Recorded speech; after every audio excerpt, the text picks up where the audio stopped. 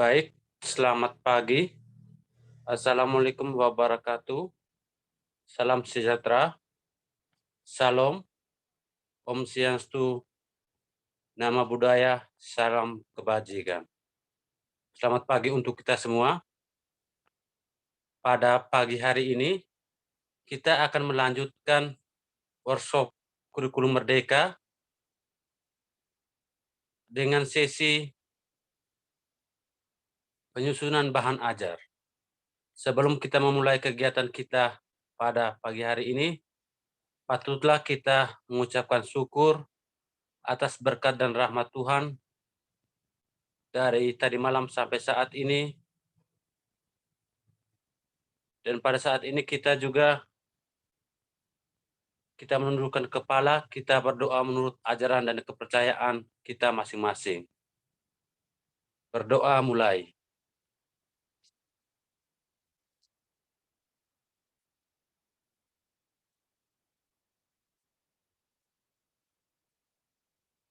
Berdoa selesai. Pada pagi hari ini sudah hadir Ibu Ayu Sinta Amalia dari Pusat Kurikulum dan Perbukuan BSKP Kementerian Pendidikan dan Kebudayaan dan Ristek Dikti. Kita akan melanjutkan workshop kita tentang penyusunan bahan ajar. Waktu dan kesempatan saya langsung berikan kepada Ibu Ayu Sinta Amalia. Baik, terima kasih Pak Wilfridus. Ya, selamat pagi Bapak Ibu sekalian. Saya Sinta dari Pusat Kurikulum dan Pembelajaran Kemendikbudristek. Pagi hari ini mohon izin untuk sedikit menyampaikan tentang pengembangan bahan ajar yang di dalamnya terdiri dari alur tujuan pembelajaran dan modul ajar. Baik, mungkin bisa langsung saya mulai saja, Pak? Iya, bisa Ibu. Baik, mungkin sebelum masuk ke bahan ajar, dalam kurikulum Merdeka ini, di dalam kerangkanya ada yang disebut dengan capaian pembelajaran. Nah, apa itu capaian pembelajaran dan bagaimana cara menggunakannya? Pertama-tama, jika dianalogikan dengan sebuah perjalanan berkendara, CP ini memberikan tujuan umum dan ketersediaan waktu untuk mencapainya. Nah, contohnya dari Jakarta mau ke Kupang. Nah, berarti tujuan umumnya itu adalah Kupang. Dari Jakarta mau ke Kupang, tujuan akhirnya ada di Kupang. Lalu ketersediaan waktunya itu disediakan waktu 2 minggu. Nah, dalam waktu 2 minggu itu masing-masing orang, masing-masing pengemudi memiliki kebebasan untuk memilih jalur, cara, dan alat untuk menempuh perjalanan tersebut. Apakah akan menempuh lewat jalur udara, atau jalur darat, atau jalur laut, itu diserahkan ke masing-masing pengemudi. Begitu juga dengan capaian pembelajaran, kita menetapkan tujuan akhirnya, lalu untuk cara mencapainya itu dikembalikan ke masing-masing guru di satuan pendidikan. Jadi apakah untuk mengajarkan penjumlahan atau perkalian itu guru menempuh cara apa dulu, itu dikembalikan ke satuan pendidikan. Jadi jika sebelumnya di kurikulum nasional itu sudah ditetapkan poin per poin langkah-langkahnya untuk mencapai kompetensi dalam kompetensi dasar, di kurikulum Merdeka ini kita hanya menetapkan tujuan umum dan ketersediaan waktunya saja. Secara umum tujuan akhir dan ketersediaan waktu yang disebut capaian pembelajaran. Nah, dalam mencapai CP ini, kita perlu membangun kompetensi untuk melakukan perjalanan tersebut agar tiba di tujuan pada waktu yang ditentukan. Nah, tentunya setiap satuan pendidikan tadi dipersilahkan untuk mengatur strategi efektif untuk mencapai CP tersebut. Ini disesuaikan juga dengan kemampuan dan potensi masing-masing satuan pendidikan.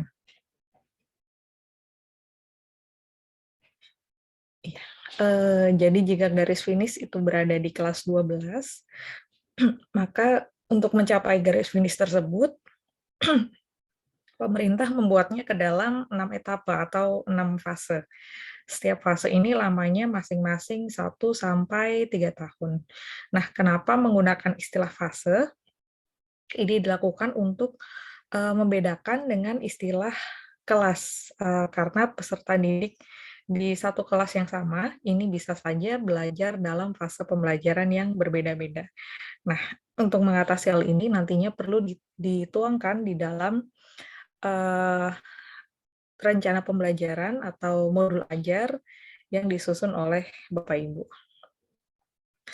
Selanjutnya, fase ini memberikan keleluasaan dan keadilan bagi baik guru maupun siswa untuk menyesuaikan rancangan pembelajarannya sesuai dengan tahapan perkembangan, kemampuan, minat, konteks, dan kecepatan belajar siswa atau menggunakan prinsip teaching at the right level. Nah, dengan penggunaan fase ini, siswa diharapkan mempunyai waktu yang lebih panjang untuk memahami dan mendalami konsep-konsep serta keterampilan yang dibutuhkan untuk membangun kompetensi di capaian pembelajaran tersebut. Jadi jika sebelumnya mungkin sudah dipatok ya dalam 1 semester itu harus menyelesaikan sekian pasang kompetensi dasar. Nah, dalam fase ini guru memiliki keleluasaan untuk mengatur pembelajarannya selama waktu 2 tahun. Jadi dalam 2 tahun, materi-materi yang dianggap sulit itu dapat diberikan waktu yang lebih panjang, lalu materi yang dirasa lebih mudah untuk disampaikan itu dapat diatur menjadi lebih singkat. Lalu untuk materi yang belum tuntas di tahun tersebut mungkin bisa diulang lagi di sebelum akhir fasenya. Jadi dalam waktu 2 tahun ini sangat fleksibel sekali dalam hal penyampaian materinya, bisa bolak-balik juga. Lalu ini pengertian capaian pembelajaran dalam regulasi. Jadi ini merupakan kompetensi pembelajaran yang harus dicapai peserta didik pada setiap fase. Ini mulai dari fase fondasi pada PAUD, lalu untuk pendidikan dasar dan menengah, CP-nya disusun untuk setiap mata pelajaran.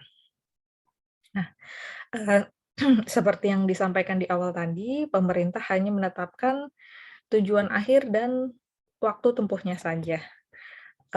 Selanjutnya, satuan pendidikan memiliki keleluasaan untuk menentukan baik strategi, cara, atau jalur untuk mencapainya. Nah, tentunya agar bisa menentukan strategi yang sesuai, kita perlu mengetahui titik awal keberangkatan peserta didik.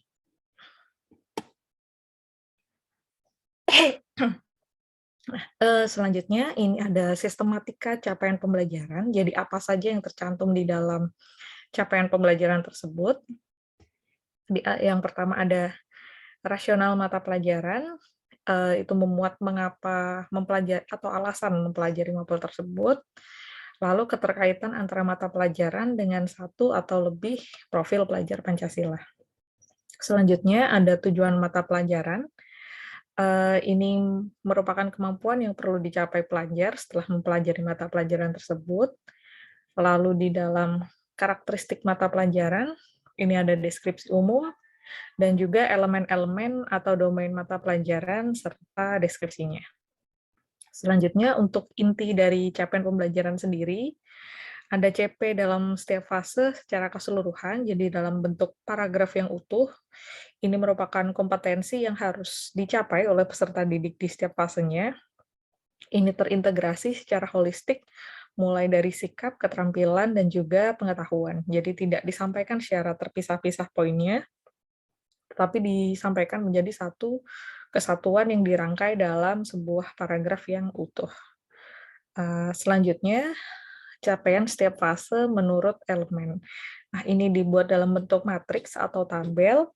Jadi ini memetakan kompetensi yang dikembangkan oleh siswa. Jadi terlihat nanti gradasinya benang merahnya antar fase kompetensi apa yang berkembang. Ini contohnya perbandingannya jika dulu di KI dan KD itu terpisah antara pengetahuan dan keterampilan, dibentuk dalam poin-poin. Dalam capaian pembelajaran ini kita susun dalam paragraf yang holistik yang sudah mengintegrasikan ketiga komponen tersebut. Jadi lebih ringkas untuk diterapkan dan lebih fleksibel nantinya untuk diimplementasikan di sekolah. Selanjutnya, ini bagaimana penggunaan CP pada satuan pendidikan. Nah, seperti yang disampaikan tadi, CP dirumuskan dalam bentuk fase, bukan per tahun. Nah, di kurikulum Merdeka ini terdapat 6 fase dan 1 fase khusus untuk PAUD. Di PAUD itu ada fase fondasi. Selanjutnya untuk Dikdasmen dibagi menjadi 6 fase. Yang pertama ada untuk jenjang SD dibagi menjadi 3 fase, masing-masing fasenya 2 tahun. Lalu untuk SMP ini fase D untuk 3 tahun, jadi hanya ada 1 fase di SMP. Lalu untuk SMA dan SMK ini dibagi menjadi 2 fase, fase E kelas 10 dan fase F kelas 11 dan 12. Untuk fase E ini digunakan untuk mempersiapkan kesiapan peserta didik, jadi mata pelajarannya masih sama dengan SMP, tetapi sudah mulai bridging, sudah mulai ada mata pelajaran yang menjembatani ke mata pelajaran pilihan di SMA dan mata pelajaran kejuruan kalau di SMK. Sebelum nantinya di fase F, siswa akan memilih mata pelajaran pilihan dan di SMK akan memilih konsentrasi keahliannya. Jadi kalau di kelas 10 ini SMK masih mempelajari dasar program keahlian. Nah, sedangkan ini sedikit kekhususan untuk pendidikan khusus, bagi siswa yang mempunyai kebutuhan khusus yang mengalami hambatan intelektual, ini dapat menggunakan CP pendidikan khusus. Namun jika tidak mengalami hambatan intelektual, maka dapat menggunakan CP reguler atau yang disusun di Dikdasmen dengan menerapkan prinsip modifikasi kurikulum. Nah, untuk CP Diksus sendiri, penentuan fasenya sangat berdasarkan pada hasil asesmen diagnostik. Nah, ini sangat mungkin sekali di sebuah kelas terdapat perbedaan CP yang digunakan. Jadi, di pendidikan khusus juga terdapat prinsip lintas fase karena kondisi siswa berkebutuhan khusus sangat beragam. Jadi bisa saja mungkin bahasa Indonesianya masih berada di fase A, tetapi matematikanya berada di fase B. Nah, ini nanti perlu disesuaikan juga di dalam bahan ajar yang digunakan. Selanjutnya, ini dengan apa yang dimaksud dengan memahami. Jadi jika sebelumnya Bapak Ibu mungkin sangat akrab dengan taksonomi Bloom ini, memahami ada di level C2. Nah, sebetulnya taksonomi Bloom ini dianjurkan untuk digunakan ketika guru merancang pembelajaran harian dan asesmen kelas sesuai tujuan pengembangan taksonomi. Jadi ini berguna untuk menerjemahkan standar ke dalam istilah dan bahasa yang lebih konkret dan operasional untuk digunakan sehari-hari. Jadi lebih tepat untuk digunakan menyusun instruksi-instruksi dalam perancangan pembelajaran atau di RPP, tapi tidak untuk di dokumen kurikulumnya. Selanjutnya, ini ada bentuk pemahaman dalam CP. Jadi prinsip penyusunan CP ini menggunakan pendekatan konstruktivisme. Nah, ini membangun pengetahuan berdasarkan pengalaman nyata dan kontekstual.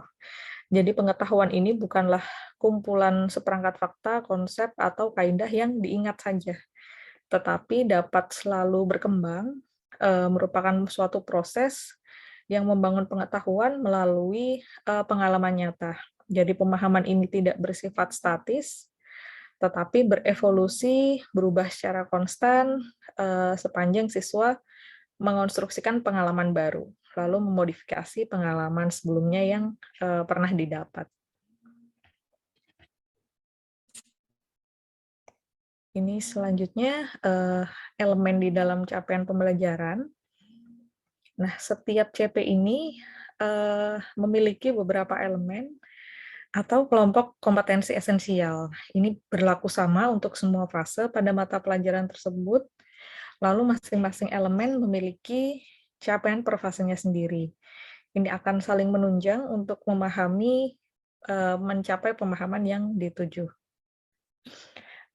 Untuk masing-masing mata pelajaran itu mungkin saja sama atau juga berbeda. Ini contohnya kalau di CP PAUD, itu elemennya ada nilai agama dan budi pekerti, jati diri, dasar-dasar literasi, matematika, sains, teknologi, rekayasa, dan seni.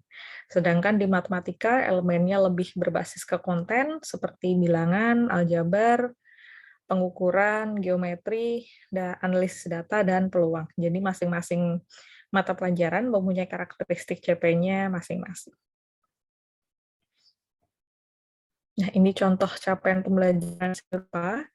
Jadi disusun dalam bentuk paragraf dan disampaikan di akhir fase C, peserta didik mampu bla bla bla. Jadi kompetensinya baik pengetahuan, sikap, dan keterampilan itu disebutkan menjadi satu di rangkaian capaian pembelajaran ini. Nah, ini untuk capaian per fasenya. Ini terdapat gradasi. Jadi contohnya ini untuk berpikir dan bekerja artistik. Nah, ini di fase A, ini di kalimat kedua, siswa mengetahui dan memahami keutamaan faktor keselamatan dalam bekerja. Ini di kelas 1 dan 2, siswa mengetahui dan memahami. Nanti di fase B, dia akan mulai berkembang, mengetahui, memahami, lalu mulai konsisten mengutamakan faktor keselamatan dalam bekerja. Di fase C, nanti lebih berkembang lagi, jadi bukan hanya mulai konsisten, tetapi sudah konsisten mengutamakan faktor keselamatan dalam bekerja. Jadi terdapat gradasi di dalam elemen tersebut. Selanjutnya, nah ini kompetensi dalam capaian pembelajaran. Ini nanti sangat membantu saat Bapak Ibu menurunkan capaian pembelajaran menjadi tujuan pembelajaran dan alur tujuan pembelajaran, serta menentukan asesmen dan instruksi yang tepat. Jadi pemahaman yang ada di capaian pembelajaran itu tidak terbatas hanya memahami saja, menghafal saja, tetapi sangat luas cakupannya. Jadi ini merupakan cara untuk mengkonfirmasi pemahaman siswa atas apa yang telah mereka pelajari. Ini bukan sesuatu yang hierarkis atau siklus, bisa digunakan beberapa saja, tidak harus digunakan semua dan berurutan. Jadi jika siswa melakukan salah satu dari keenam aspek pemahaman ini, berarti mereka telah mendemonstrasikan sebuah tingkat pemahaman. Nah, apa saja keenam aspek tersebut? Yang pertama, ini ada penjelasan. Jadi pemahaman yang dimaksud di sini itu lebih ke mendeskripsikan dengan cara mendeskripsikan suatu ide dengan kata-kata sendiri, seperti membangun hubungan antar topik, mendemonstrasikan hasil kerja, menjelaskan alasan, menjelaskan sebuah teori, dan berargumen. Itu merupakan perwujudan atau bentuk pemahaman yang disampaikan dalam penjelasan. Bisa juga ke dalam interpretasi, itu pemahamannya diwujudkan dengan cara menerjemahkan cerita, karya seni atau situasi, memaknai sebuah ide juga bisa, dan melihat makna dari apa yang telah dipelajari dan relevansi dengan dirinya. Jadi menerjemahkan sesuatu hal dari hal yang telah dipahaminya. Selanjutnya dapat diwujudkan juga dengan aplikasi, ini menggunakan pengetahuan, keterampilan, dan pemahamannya di dalam kehidupan sehari-hari. Bisa juga diwujudkan dalam perspektif, ini pemahamannya digunakan untuk melihat suatu hal dari sudut pandang yang berbeda. Selanjutnya, empati, ini menaruh diri di posisi orang lain, lalu merasakan emosi yang dialami pihak lain, atau memahami pikiran yang berbeda dengan dirinya. Dan yang terakhir, ini memahami diri sendiri. Ini pemahamannya digunakan untuk memahami diri sendiri dan mengidentifikasi apa yang menjadi kekuatannya, lalu apa saja yang perlu dikembangkan. Selanjutnya ini contoh bentuk pemahaman dalam CP yang diturunkan ke tujuan-tujuan pembelajaran di matematika fase B. Jadi contohnya di capaian pembelajaran ini disebutkan menunjukkan pemahaman dan intuisi bilangan untuk bilangan cacah sampai dengan 10.000. Jadi pemahaman di sini bisa dijabarkan menjadi banyak sekali tujuan pembelajaran. Contohnya, jika dijabarkan ke penjelasan, tujuan pembelajarannya menjadi mendeskripsikan makna dari bilangan 10.000 dengan kata-kata sendiri, lalu mengaitkan dengan nilai tempat, mengurutkan dan membandingkan bilangan 10.000 dengan bilangan lain. Bisa juga pemahamannya diwujudkan menjadi interpretasi, menjadi menerjemahkan makna 10.000 menggunakan gambar.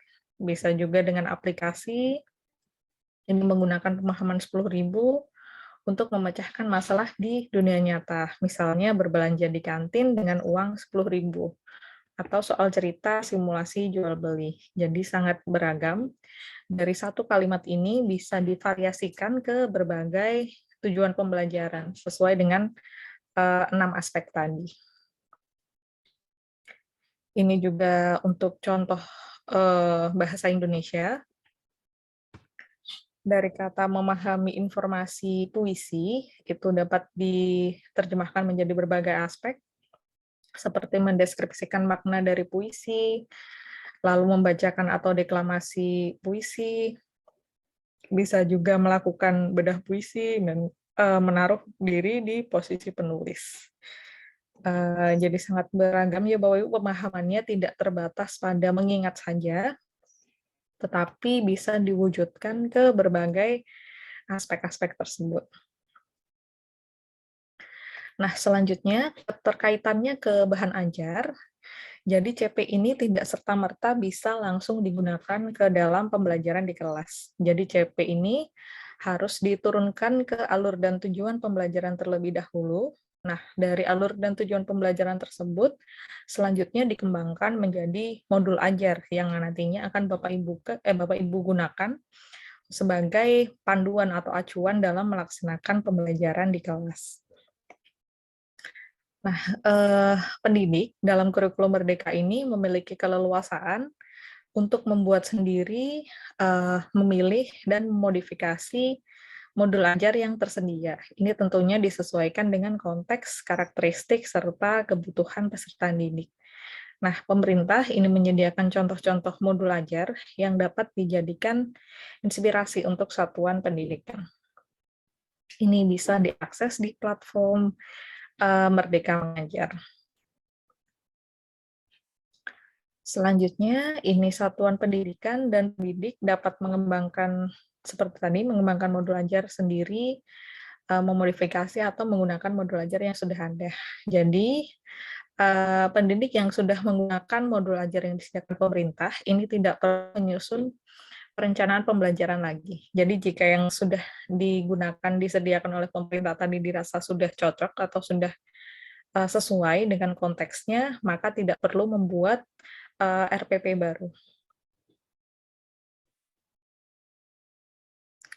Nah, selanjutnya, ini cara menggunakan CP untuk menyusun alur tujuan pembelajaran dan modul ajar. Nah, untuk menyusun rencana pembelajaran, jabaran kompetensi pada capaian pembelajaran ini perlu dipetakan ke dalam tujuan pembelajaran dan alur tujuan pembelajaran. Nah, pemetaan CP ini nantinya menghasilkan peta kompetensi yang digunakan sebagai acuan untuk mengembangkan perangkat ajar.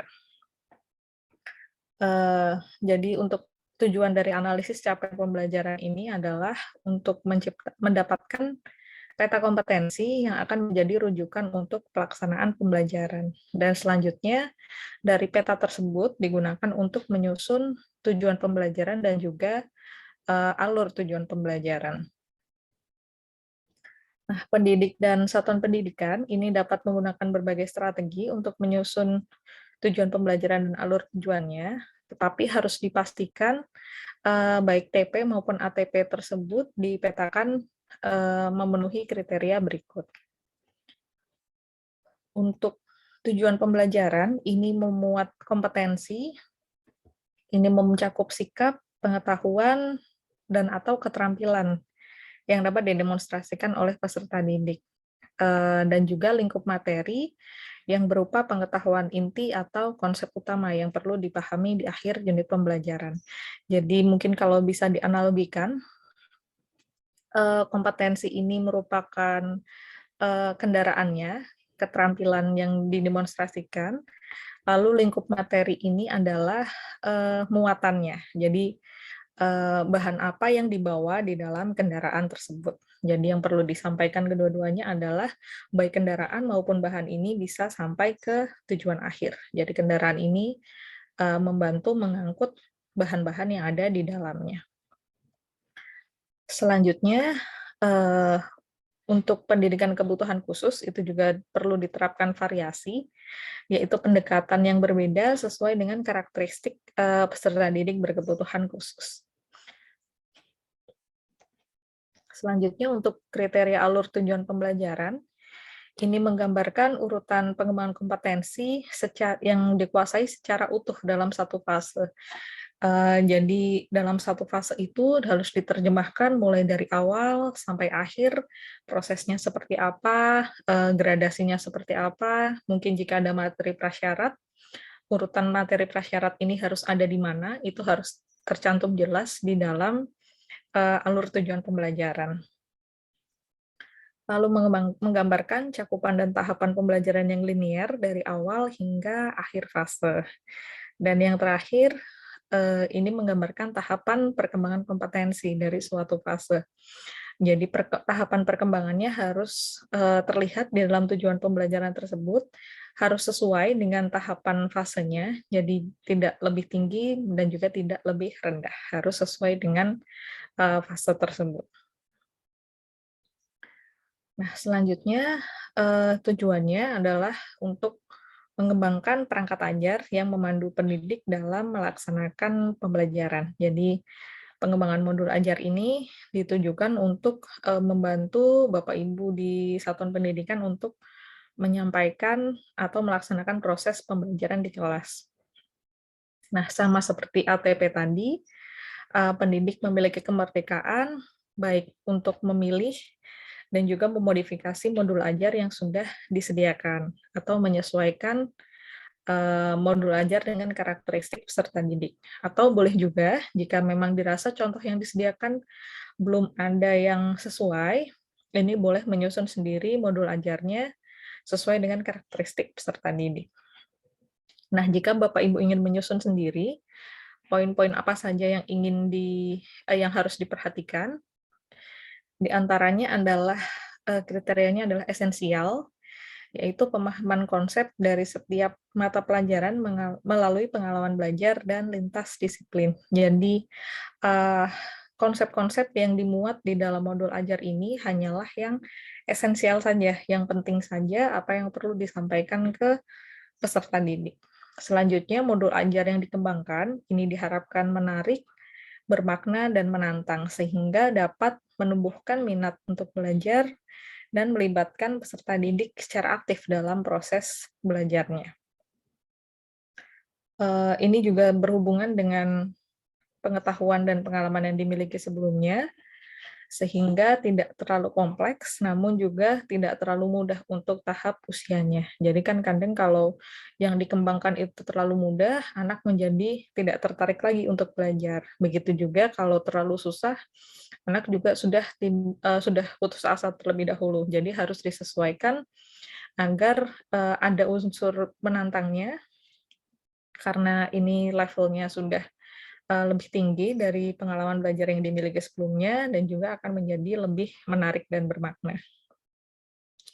Selanjutnya, relevan dan kontekstual, ini berhubungan dengan pengetahuan yang dimiliki sebelumnya sesuai dengan konteks di waktu dan tempat peserta didik berada. Jadi harus berkaitan dengan pemahaman yang dimiliki sebelumnya, tidak tiba-tiba siswa belum mempelajari tentang penjumlahan, tetapi sudah diajarkan dengan perkalian, maka otomatis siswa akan tidak kehilangan relevansinya terhadap materi tersebut karena belum mempelajari materi dasar yang harus dipelajari sebelumnya.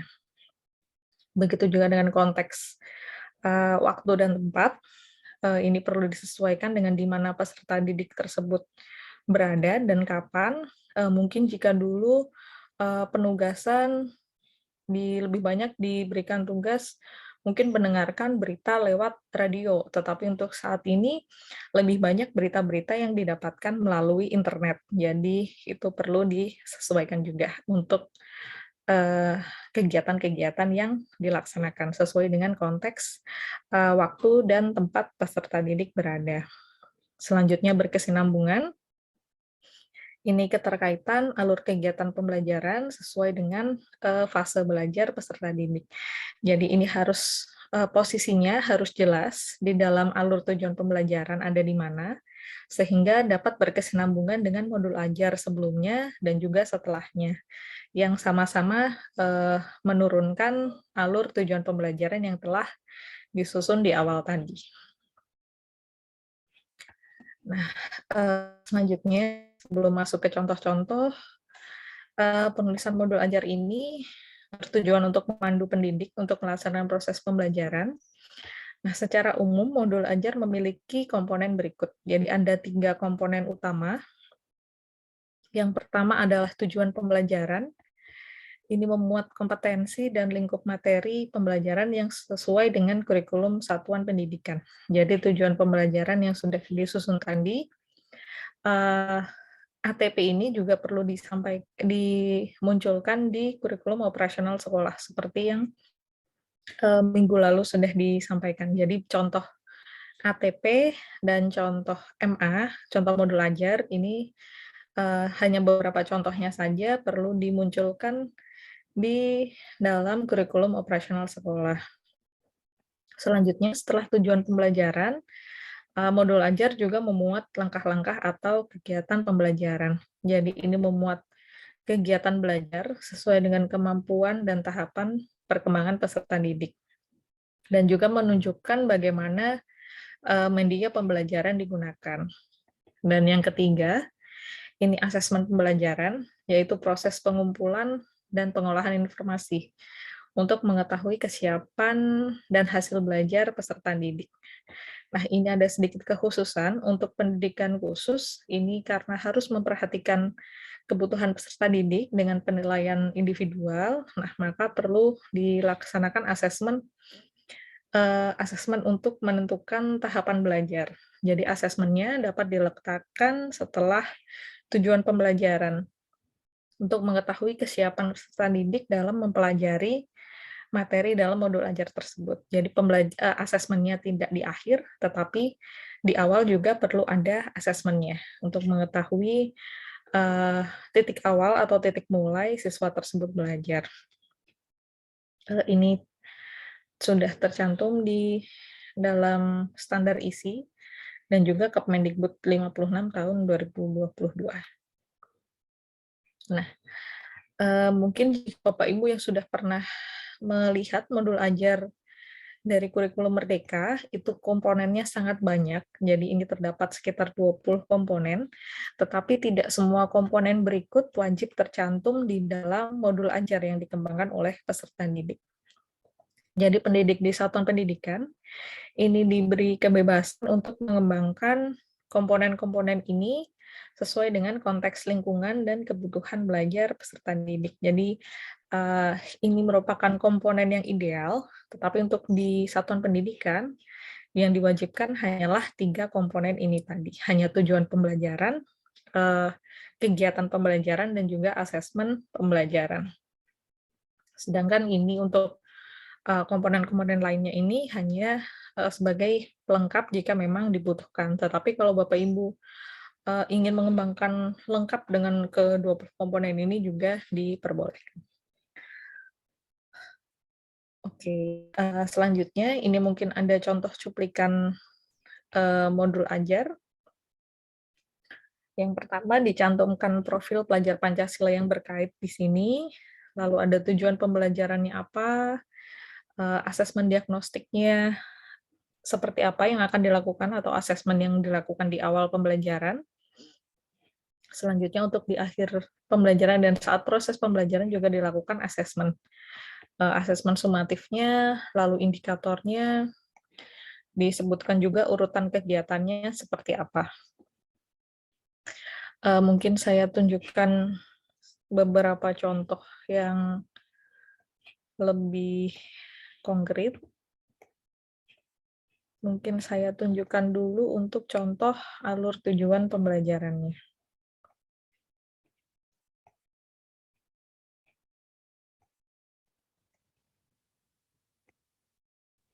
Ya, jadi ini ada contoh alur tujuan pembelajaran untuk SMA kelas 10, mata pelajaran informatika fase E. Jadi ini tercantum identitas, capaian pembelajaran, rasional dan konteks, lalu CP elemen dan pemetaan tujuan pembelajaran tiap elemen.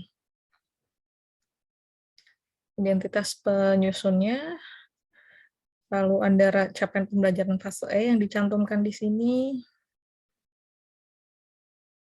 Terdapat beberapa elemen di mata pelajaran informatika ini. Nah, selanjutnya dipetakan ke masing-masing tujuan pembelajaran. Ini contohnya di elemen berpikir komputasional, itu dipetakan menjadi 10 tujuan pembelajaran. Ada menjelaskan algoritma proses, mendeskripsikan pemanfaatan pencarian, dan segala macam sampai ke 10 tujuan pembelajaran. Jadi dari peserta didik mampu menerapkan strategi algoritmik standar pada kehidupan sehari-hari maupun implementasinya, ini dijabarkan menjadi 10 tujuan pembelajaran yang nantinya akan disampaikan di kelas selama 1 tahun di fase E ini. Jabaran tujuan pembelajarannya sampai ke 8 elemen. Nah, lalu ini ada juga peta unit pembelajaran dan aktivitas. Ini sudah disertai dengan aktivitas dan juga waktunya, alokasi waktunya kurang lebih berapa jam pelajaran. Ini nanti yang perlu Bapak Ibu susun di satuan pendidikan, disesuaikan dengan konteks dan kemampuan peserta didik. Ini ada pemetaannya. Lalu ini untuk alur aktivitas, aktivitas mana yang dilaksanakan lebih dulu, lalu mana yang selanjutnya, itu akan dicantumkan juga di dalam alur tujuan pembelajaran ini.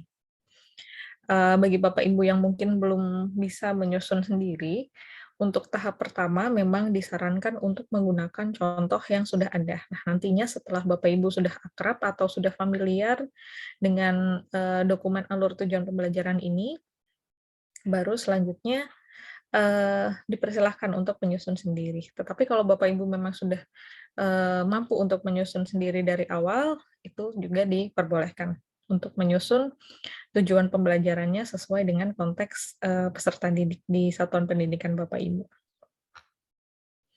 Nah, selanjutnya ini ada program tahunan, program semesternya. Jadi diturunkan menjadi alur dan kegiatan, dan di dalamnya ada alokasi jam-jam pelajarannya. Selanjutnya dari di situ tadi, dari tujuan pembelajaran ini lalu dikembangkan menjadi modul ajar. Ini saya tunjukkan salah satu contoh modul ajar.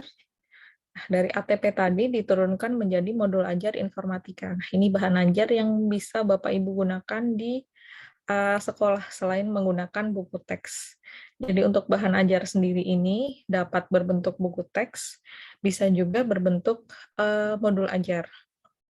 Tapi modul ajar ini lebih cenderung ke perencanaan pembelajaran di level kelas yang memang harus dimiliki oleh setiap pendidik untuk melaksanakan proses pembelajarannya.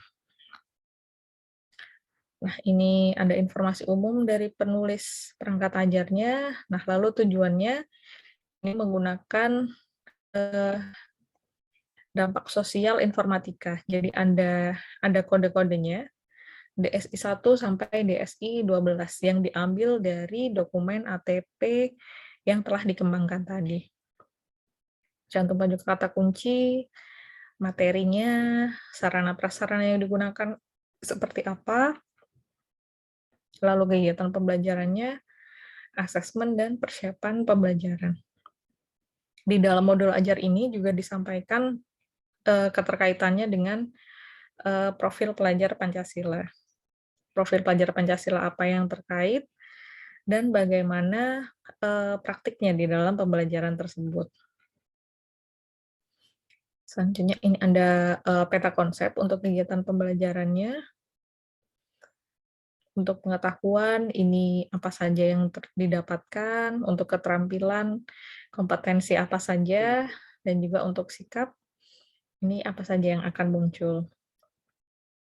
Selanjutnya, ini ada penjelasannya dari masing-masing tujuan, itu dibagi menjadi berapa pertemuan, dan juga berapa jam pelajaran untuk masing-masing tujuan pembelajaran tersebut. Oh ya, sekali lagi, ini adalah contoh yang sangat ideal ya Bapak Ibu, contoh yang sudah memuat semua komponennya. Jika Bapak Ibu ingin menyusun RPP 1 halaman yang memuat 3 komponen tadi, itu juga sudah cukup. Jadi tidak harus membuat yang sangat kompleks atau sangat lengkap seperti ini. Yang ditekankan adalah perencanaan pembelajaran ini merupakan dokumen yang sesuai dengan kebutuhan Bapak Ibu dalam mengajar di kelas. Jadi jika dengan menggunakan RPP 1 halaman sudah cukup, maka Bapak Ibu tidak perlu menyusun sekompleks ini. Bisa juga menggunakan dari RPP yang sangat kompleks ini, dari modul ajar ini diambil poin-poinnya saja, seperti poin tujuan, lalu poin aktivitas dan assessment, untuk dicantumkan di RPP Bapak Ibu itu juga diperbolehkan. Selanjutnya ini ada deskripsi aktivitas, mulai dari pertemuan pertama, ada tujuan spesifik pembelajaran, ada pertanyaan pemantiknya. Ini merupakan suatu hal yang baru yang sangat baik untuk diterapkan, yaitu pertanyaan pemantik yang dapat diajukan ke peserta didik sebelum masuk ke pembelajaran.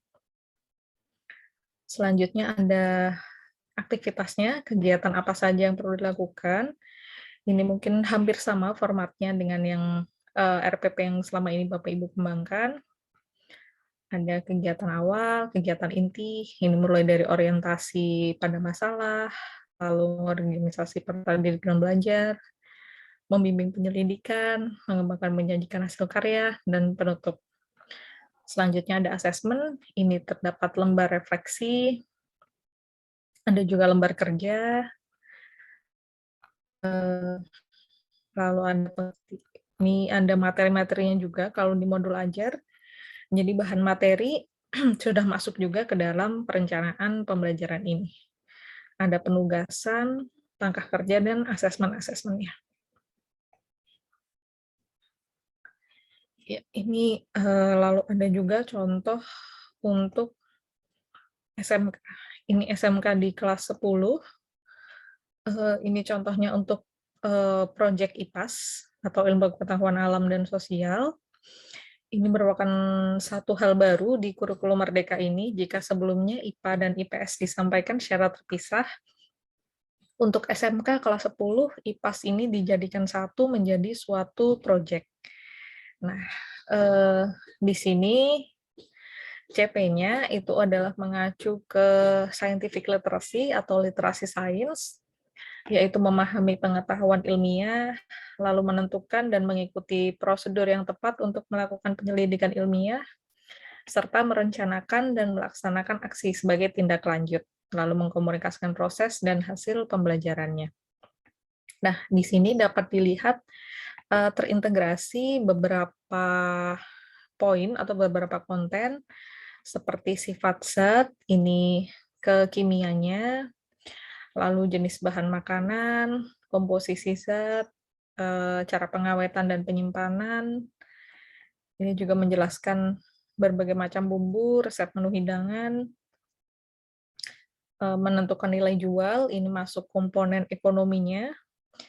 Untuk resep menu hidangan Nusantara ini nanti dikaitkan juga dengan geografi. Jadi untuk Indonesia wilayah barat ini makanan apa yang khas, di wilayah tengah apa yang khas, wilayah timur juga apa yang khas, itu nantinya berkaitan juga dengan sosiologi, geografi, mengapa di daerah A makanan khasnya berbahan dasar beras, di daerah B berbahan dasar umbi-umbian, seperti itu. Jadi tidak hanya fokus pada mata pelajaran kimia saja, tetapi dikemas dalam suatu proyek sehingga lebih komprehensif. Ini untuk program keahlian kuliner atau tata boga. Jadi proyeknya ini temanya adalah seni kuliner. Ini dapat juga berkolaborasi dengan mata pelajaran pengetahuan bahan makanan, boga dasar, ilmu gizi, dan kewirausahaan. Nah, jadi di dalamnya ini ada penjelasan-penjelasan, materi, kegiatan, dan asesmennya juga. Ini jadi persiapan pembelajarannya, lalu pemahaman bermakna. Ada pertanyaan pemantik juga untuk memulai pembelajaran. Lalu ada kegiatan pembelajarannya. Jadi peserta didik diberikan pemahaman awal dulu, konsep awal dulu tentang kimia yang perlu dipelajari, setelah itu dibawa dikaitkan dengan mata pelajaran lain seperti ekonomi, geografi, sosiologi, bisa juga ke biologi, seperti tadi. Jadi untuk SMK ini memang kemasannya blended menjadi satu proyek yang utuh, yang kalau ini nantinya menghasilkan buku resep Nusantara. Jadi siswa dapat memahami kandungan makanan dalam resep tersebut, memahami kandungan zatnya, kandungan gizinya, memahami asal makanan tersebut, memahami cerita-cerita di balik makanan tersebut disajikan. Jadi sangat komprehensif, mulai dari pemahaman tentang IPA-nya terintegrasi juga dengan pemahaman IPS-nya. Ini disusun, disampaikan dalam suatu proyek yang utuh. Untuk contoh-contoh modul ajar yang dapat Bapak Ibu gunakan sebagai contoh ini nanti dapat diakses di platform Merdeka Mengajar. Nah, ini makanan yang mendunia. Ini nanti di breakdown ke berbagai pertemuan. Ya, saya kembali ke slide. Iya, baik. Mungkin beserta contohnya tadi, mungkin saya kembalikan ke Bapak Moderator. Apakah ada pertanyaan yang ingin diajukan? Silakan.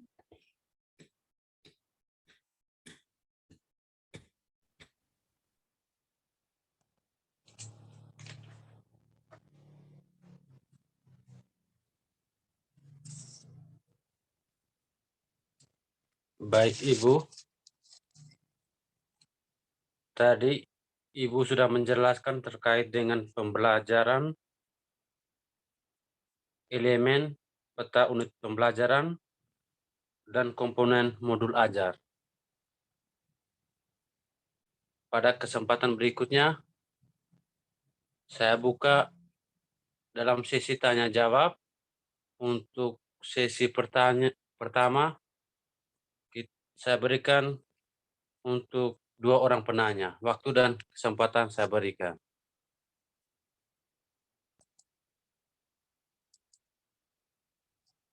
Bagi teman-teman yang bertanya bisa raise hand untuk bertanya.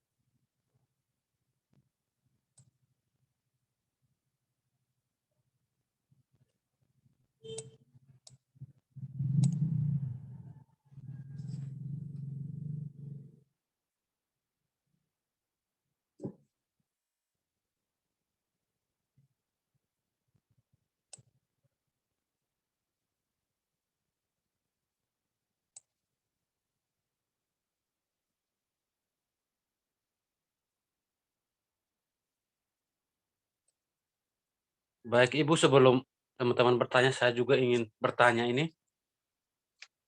Untuk kurikulum Merdeka ini, apakah perangkat pembelajarannya itu hampir sama dengan kurikulum K13. Oh, iya. Jadi untuk perangkat pembelajarannya sendiri, Bapak, kalau dulu dari KIKD itu diturunkan ke silabus dan RPP, untuk kurikulum Merdeka ini dari capaian pembelajaran itu perlu diturunkan dulu ke alur tujuan pembelajaran. Nah, alur tujuan pembelajaran tersebut bisa berbentuk silabus seperti format yang dulu, bisa juga berbentuk alur tujuan pembelajaran seperti contoh yang saya sampaikan tadi. Setelah itu diturunkannya ke modul ajar, itu bisa berbentuk RPP seperti yang digunakan di K13, bisa juga menjadi perencanaan yang lebih lengkap seperti yang ada di modul ajar. Jadi sebetulnya secara format itu perangkat ajarnya masih bisa digunakan formatnya yang ada di K13, hanya saja isi-isi kompetensinya yang perlu disesuaikan dengan capaian pembelajaran. Jadi acuannya sudah tidak lagi ke KI dan KD, tetapi acuannya ke capaian pembelajaran yang ada di kurikulum Merdeka ini. Untuk buku-bukunya juga jika masih relevan materinya, itu mungkin masih bisa digunakan secara moduler, jadi materinya bisa digunakan, tetapi untuk kompetensi dan proses pembelajarannya itu menyesuaikan dengan yang ada di kurikulum Merdeka dengan capaian pembelajaran. Mungkin begitu, Pak, singkatnya.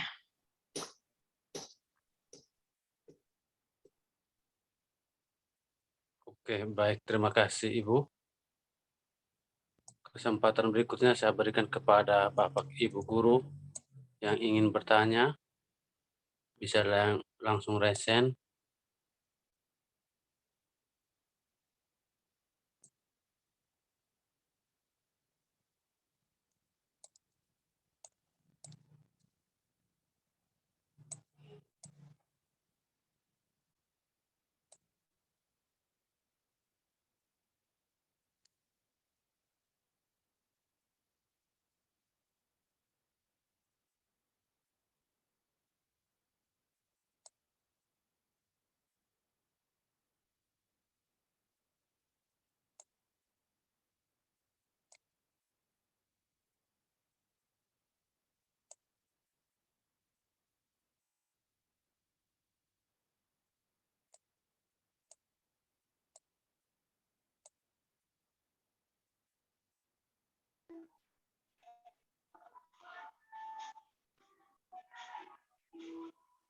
Ibu Adelsi Mbana, mungkin ada pertanyaan.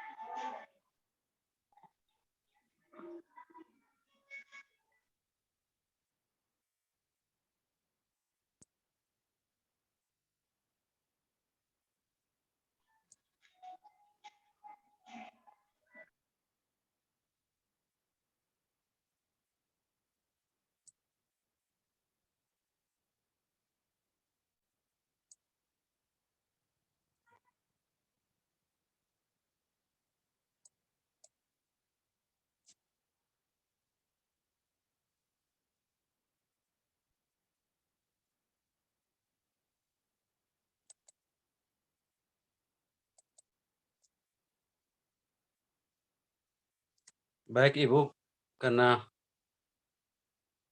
Bapak dan Ibu Guru tidak ada pertanyaan, saya rasa Bapak Ibu Guru memahami yang tadi Ibu jelaskan. Pada kesempatan ini juga, kegiatan workshop kurikulum Merdeka dengan sesi penyusunan bahan ajar, saya rasa sekian dulu. Kami dari segenap pengurus wilayah Ikatan Guru Vokasi Indonesia Maju, IKVIM Provinsi Nusa Tenggara Timur, mengucapkan terima kasih kepada Ibu Ayu Sinta Amelia dari Pusat Kurikulum dan Perbukuan BSKP Kementerian Pendidikan Ristek Dikti. Kami ucapkan terima kasih Ibu atas waktunya dari tanggal 30 kemarin dan tanggal 6 hari ini. Terima Sekian dan kasih. terima kasih Ibu. Ya, baik, terima kasih Bapak Ibu atas kesediaan dan waktunya juga untuk pagi hari ini dan juga minggu lalu. Mungkin nanti materi akan saya share ya Bapak melalui WhatsApp. Nanti mungkin kalau ada yang pertanyaan yang ditanyakan lebih lanjut bisa melalui website kurikulum kami. Alamatnya ada di kurikulum.kemdikbud.go.id. Nanti untuk pertanyaan bisa dicantumkan di situ. Selanjutnya, oh ini ada pertanyaan di kolom chat, Pak. Iya. Oke, baik, mungkin sebelum saya tutup, ini ada satu pertanyaan, baik, mungkin saya coba menjawab ya Pak, terkait dengan asesmen yang harus dilakukan atau ditulis di modul ajar. Ini kalau untuk pendidikan khusus itu terdapat asesmen diagnostik atau asesmen di awal pembelajaran, tapi kalau untuk yang lain itu memang tidak diwajibkan untuk asesmen diagnostik. Yang diperlukan adalah asesmen awal untuk menentukan tahap pembelajarannya, Pak. Jadi di awal mungkin bisa cantumkan dulu asesmen awalnya, lalu untuk di dalam proses pembelajaran dan akhir pembelajaran dicantumkan asesmen formatif dan juga sumatif. Jadi tadi seperti contoh yang contoh cuplikannya, oh maaf, salah share. Ya, di sini ada asesmen sumatif dan asesmen, kalau asesmen formatif nantinya akan melebur di dalam kegiatannya, tetapi untuk asesmen sumatif ini akan muncul spesifik di akhir pembelajaran. Jadi nanti dapat dicantumkan, memberi pilihan berupa membuat produk presentasi, bisa menulis laporan ilmiah, membuat rekaman, dan sebagainya. Nah, ini nanti asesmen sumatif dilengkapi juga dengan rubrik penilaiannya atau rubrik asesmennya. Mungkin begitu Pak terkait dengan asesmen. Oke, terima kasih. Ya, baik, sama-sama Pak. Iya. Baik, mungkin untuk materi lengkapnya nanti akan saya bagikan. Untuk kurang lebihnya mohon maaf dalam saya menyampaikan materi mungkin dari minggu lalu dan minggu ini. Semoga dapat bertemu lagi di kesempatan lain. Baik, terima kasih Bapak Ibu. Selamat pagi. Ya, terima kasih Ibu. Terima kasih, Bu. Selamat siang. Kami di sini siang. Oh iya, sudah siap ya Pak. Ya. Selamat siang. Iya. Ya. Baik.